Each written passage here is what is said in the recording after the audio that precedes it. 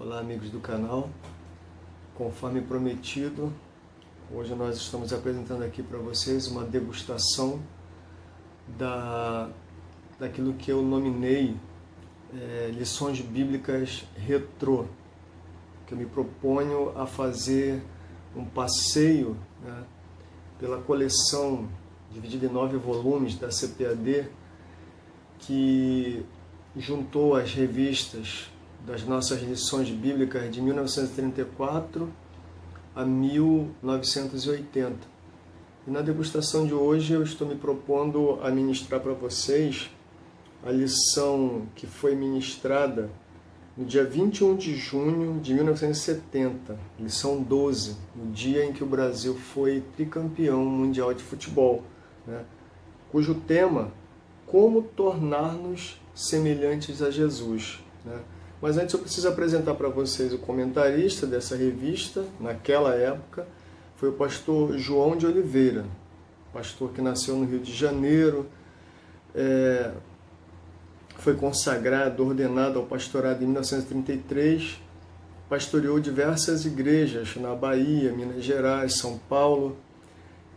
Como professor e conhecedor da Bíblia, ele ministrou no Instituto Bíblico das Assembleias de Deus em Pindamonhangaba, foi comentarista das revistas Lições Bíblicas por 3 décadas e faleceu no ano de 1980 aos 69 anos. Então esse pastor foi o comentarista desta lição que estaremos ministrando hoje para vocês. Então já vamos partindo direto para a lição. Como eu falei, é uma degustação, não vou aprofundar. O textuário da lição: é necessário que ele cresça e que eu diminua. João 3,30. Como eu já falei, o tema, como tornar-nos semelhantes a Jesus. A verdade prática é a presença real de Jesus em nossa vida que faz as nossas obras se manifestem no nosso corpo, né? E o texto de leitura bíblica em classe, eles pegavam naquela época, ao que me parece, vários textos para formar o pensamento da ideia que eles estavam querendo apresentar, que é como nós sermos semelhantes a Jesus. Então, a leitura bíblica em classe tinha como textos para a leitura Hebreus 12, 2, 3, 3, 1, 2 Coríntios 4, 10 e 11, 3, 17 e 18, Gálatas 4, 19 e João 3, 30.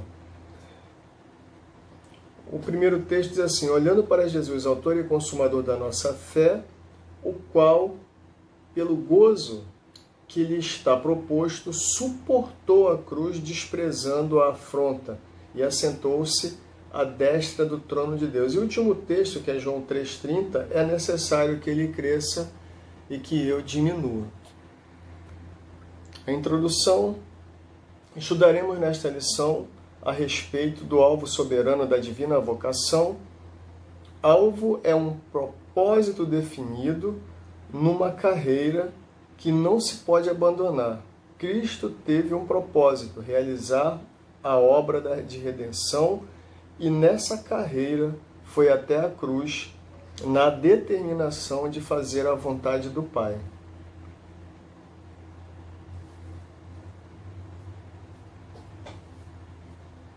E aí o ponto 1, essa lição ela foi dividida em 3 pontos, né? Eu vou disponibilizar aqui para vocês a imagem do texto, para que vocês tenham uma noção de mais ou menos como era a divisão, né? Hoje em dia ela é bem mais organizada, muito mais, é evidente, né? O mundo vai avançando, as pessoas vão evoluindo, o conhecimento vai melhorando e a organização natural acontece na disponibilização textual, para que nós possamos ter aí um estudo mais conciso, mais coeso, né?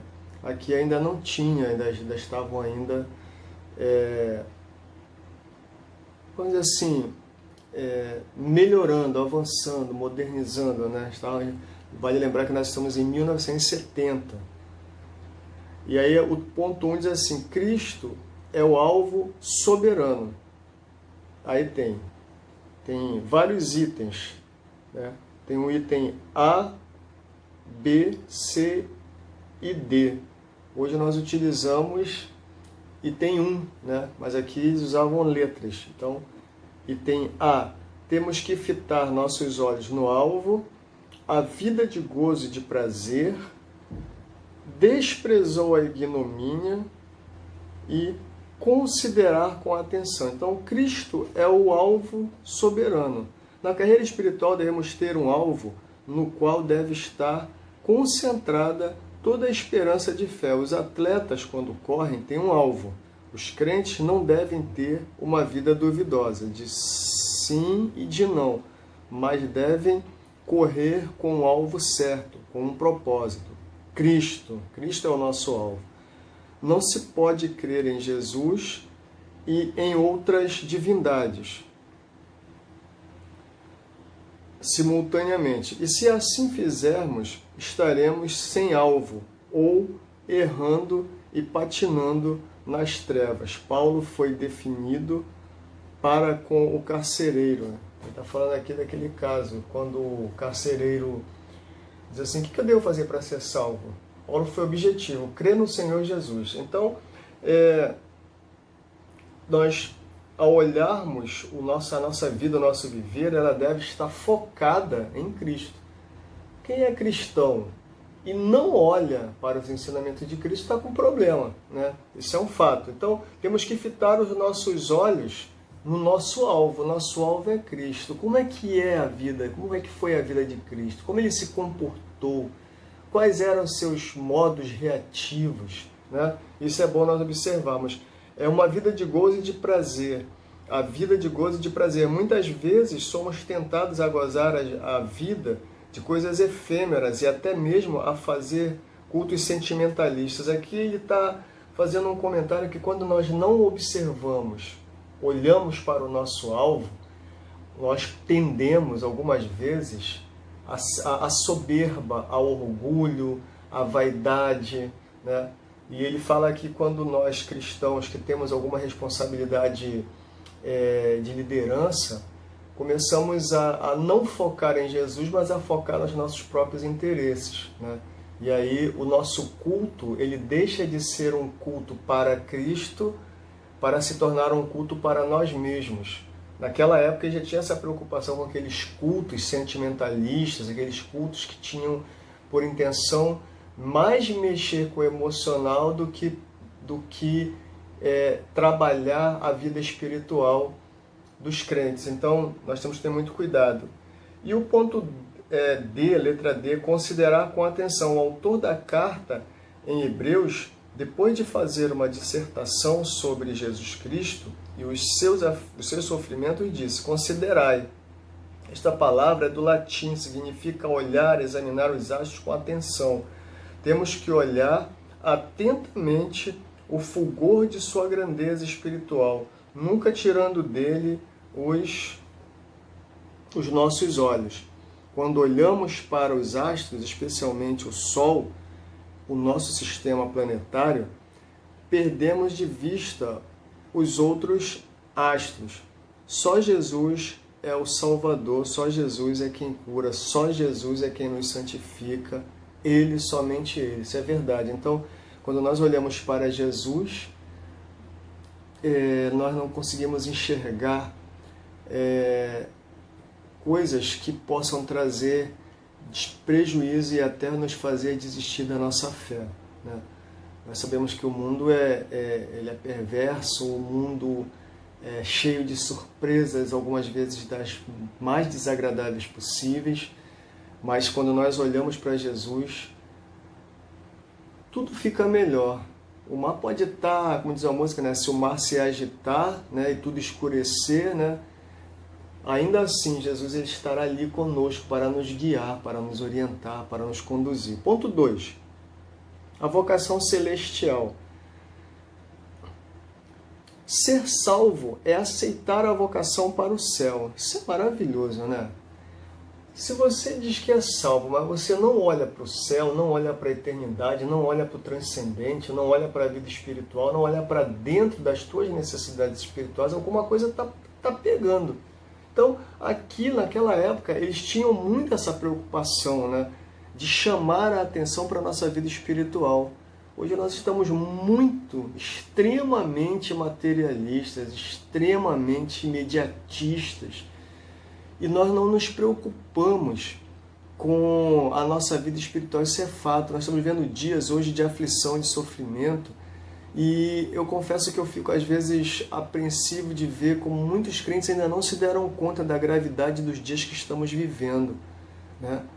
Muitas coisas estão surgindo. Se você está acompanhando essa pandemia nas redes sociais, é evidente que a gente não vai ficar acreditando em tudo, claro. Ninguém aqui é infantil demais para acreditar em tudo, mas muita coisa além da pandemia está acontecendo nos dias atuais. E as pessoas, os crentes, parece que estão completamente alienados, não estão atentos ao que está sucedendo, o que virá depois dessa pandemia, quais são as intenções, né, dos poderes.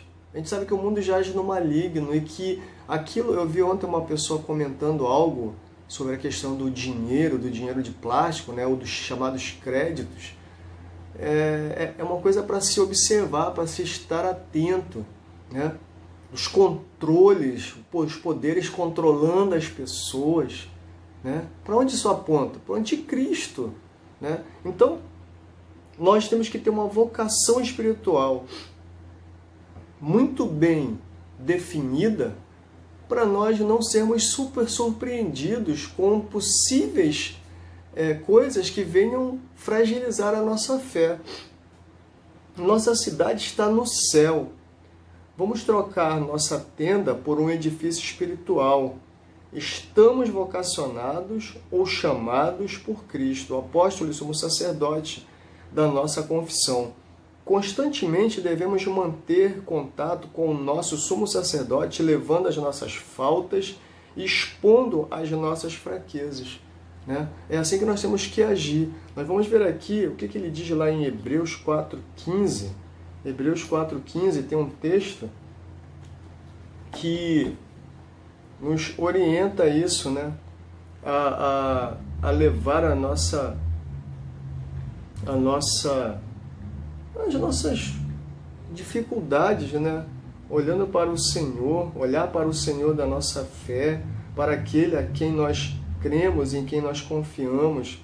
Então, é muito importante nós observarmos a palavra de Deus, os textos sagrados. Diz assim, olha, porque não temos um sumo sacerdote que não possa compadecer-se das nossas fraquezas, porém um que, como nós, em tudo foi tentado, mas sem pecado. E o verso diz assim, cheguemos, pois, com confiança ao trono da graça, para que possamos alcançar misericórdia e achar graça, a fim de sermos ajudados em tempo oportuno, né? Então, essa é a orientação da palavra, a vocação celestial. A nossa vocação celestial é confiar no Senhor, é viver na esperança da eternidade, é viver buscando o dia da nossa redenção, é viver dizendo Maranata. Maranata é vem Senhor Jesus. E aí nós vamos para o ponto 3, intercâmbio celestial. A vida espiritual é um verdadeiro intercâmbio. Cristo tomou sobre si as nossas vidas pecaminosas e nos transmitiu ou legou a vida celestial e divina. Não há mais condenação. Jesus venceu a carne, mortificando assim o seu corpo para que a nossa vida seja manifesta nele. Por fim, o Espírito Santo e o Senhor vão transformando a nossa vida de glória em glória até a imagem perfeita. Então nós vemos aqui que Jesus, ontem, na lição que nós estamos estudando ainda hoje, né, hoje é domingo 17 de maio de 2020, nós estamos estudando uma lição atual, e eu comentei sobre nós estarmos ligados no Senhor. E aí nós vemos aqui o seguinte, a nossa vida espiritual, eu comentei que lá em Isaías tem um texto que diz que ele verdadeiramente levou sobre si as nossas dores, as nossas aflições, os nossos pecados, né? Os nossos erros ele levou. E aqui diz exatamente isso, ele tomou os nossos pecados, tomou as nossas ignomínias, tomou os nossos equívocos, e ele fez uma troca, né? Cambiou, ele fez uma troca, ou seja, aquilo que nos afastava de Deus, ele assumiu. E ele abriu a possibilidade de nós estarmos diante de Deus, de sermos assim admitidos na família de Deus, né? O apóstolo e discípulo do Senhor, os apóstolos e discípulos do Senhor também gozaram dos sofrimentos, né? Paulo se regozija nos sofrimentos de Cristo. Você sabe que Paulo sofreu prisões, açoites, naufrágios, tudo que você possa imaginar, Paulo sofreu. Não foi fácil a cruz. O homem pode carregar uma cruz pesada, de madeira ou de ferro, com muitos quilos de peso, mas suportar a cruz de Cristo não é fácil. Os desprezos, o abandono, o ser traído e decepcionado pelos amigos e abandonado por todos. Um dia ouvi uma voz afirmando que eu também iria passar pelos sofrimentos e traição como foi Jesus. Então, isso aqui é o comentarista dizendo, né, que ele também passaria por isso. Evidentemente, nós vemos na vida cristã, né, talvez você que não seja cristão esteja me ouvindo, e você ouve muitas vezes contarem para você um mundo utópico, né, um mundo religioso utópico, ou seja, aquele mundo é um paraíso. Mas eu falei também na semana passada, na última lição, que Jesus disse uma vez o seguinte: tenho-vos dito isso para que em mim vocês tenham paz, no mundo vocês terão aflições. Então, a cruz de Cristo, ela nos convida, ela nos indica a renúncia. Renunciar. Viver neste mundo como cristão não é fácil, não, né? Mas o importante é que nós temos alegria na alma, no coração, né? E não pense você que porque você é crente você não vai sofrer traições, você não vai sofrer, não vai ser magoado. Meu amigo, isso acontece em todo lugar. Como eu falei na semana passada, na última lição também, existem duas igrejas. A igreja organização e a igreja organismo. A igreja organismo, ela está dentro da igreja organização. Quando eu falo de organização, a certa feita Jesus fez uma comparação entre joio e trigo, né? O que é o joio? O joio é uma erva daninha, que ela está misturada no trigo. Mas Jesus, na parábola, Jesus diz o seguinte: não tira o joio para não danificar o trigo, né? Ou seja, dentro do ambiente religioso, você vai encontrar de tudo. E eu vejo aqui na internet todo mundo baixando pau aí nos pastores, chamando-os de ladrões, disso e daquilo. Em todo setor social tem isso. Existem pessoas boas e ruins. Dentro da igreja não existem 100% de pessoas boas, né? Mas o importante é o seguinte: aqueles que lutam para serem novos seres humanos, para seguirem a cartilha de Cristo, para fazerem a vontade do Senhor, para se tornarem semelhantes a Cristo, estes sofrerão, passarão por muitas situações difíceis. Mas o problema é que eles não, ou melhor, o bom é que eles não estão preocupados com isso. Eles sabem que o mundo é assim mesmo, mas eles confiam no Senhor, eles aguardam no Senhor, eles esperam no Senhor. Eles já saíram dessa dimensãozinha pequena, mesquinha aqui, e já levaram a sua mente para algo maior, algo que está por acontecer. Então, encerrando aqui com você, né, como nos tornarmos semelhantes a Cristo, foi a lição ministrada lá no dia 21 de junho de 1970, pelo pastor João comentada pelo pastor João de Oliveira, e que você tenha gostado aí do comentário, né? O tema foi como tornar-nos semelhantes a Jesus, né? Que Deus abençoe a tua vida e que você aproveite esses dias aí que eu selecionarei algumas das lições já ministradas no passado. Essa daqui foi ministrada há quase 50 anos, né? Ou melhor, há quase 50 anos. E ela continua tão atual quanto naquele momento em que ela foi ministrada, né? Porque o nosso desejo é sempre nos tornarmos semelhantes a Jesus. Deus abençoe a tua vida. Uma boa semana.